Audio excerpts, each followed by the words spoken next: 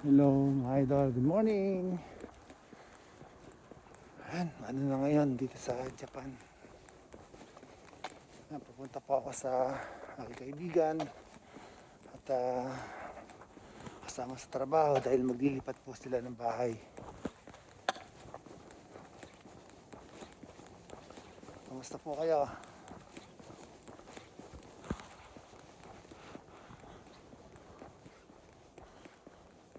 Yan, malapit na ako sa station, mga 5 minutes na lang.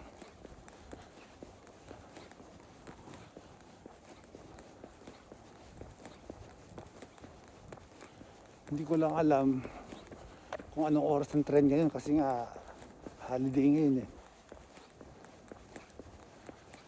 Sunday, di ba?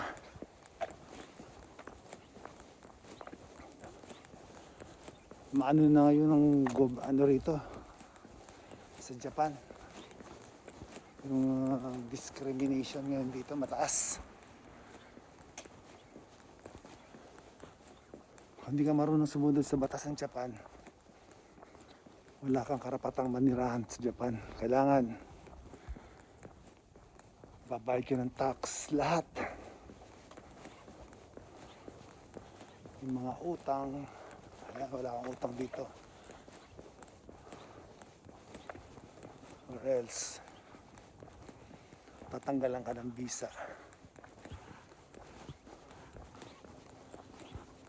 Tsaka yung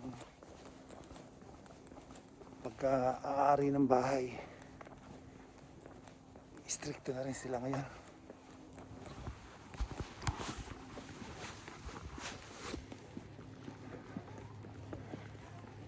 Kaya kung hindi ka marunong magbayad ng tax, lahat ng tax, ito yung bansa na isa sa napakaraming tax. Bibili ka ng sasakyan sa Pilipinas, bibili ka ng sasakyan, di ba? O kahit sa Amerika, pagbili mo lang may tax. Dito yearly, depende pa sa model bibilin mo. Tapos property tax, Ninkin tax, Siri tax, lahat ng mga bibilin mo. Dati dumating ako rito sa Japan, naabutan ko pa yung zero tax Tapos unti-unting tumataas. Naabutan ko yung 8% tax, 10% tax, 12% tax. Ngayon 12%. Ngayon tataas na naman yata. Yung problema, mababa ang palitan. Dito mo ginagastos kasi dito ako nabubuhay Ang problema minsan, di ba, papadala ka ng pera sa Pilipinas, yun, napakababa ng palitan.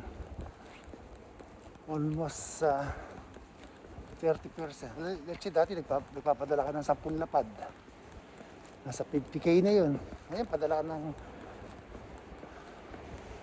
10 lapad, 35,000 na lang, 37,000 na lang, ganyan. Andito na ako sa station.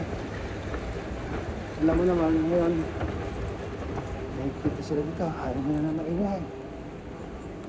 Baka walang maingay dito, masisita ka.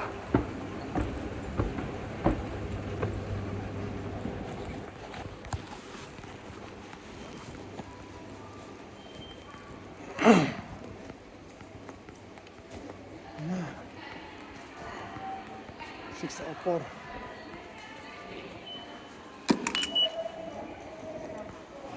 Dawara, 604 pa ako makakasakay.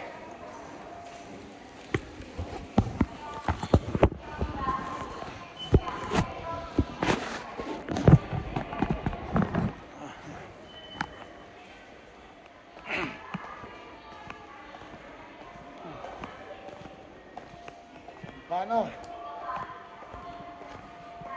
Bye-bye na.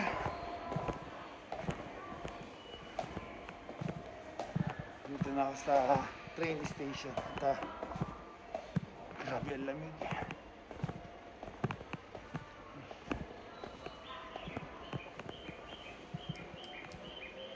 Bye-bye. Buhay sa Japan. Thank you, thank you.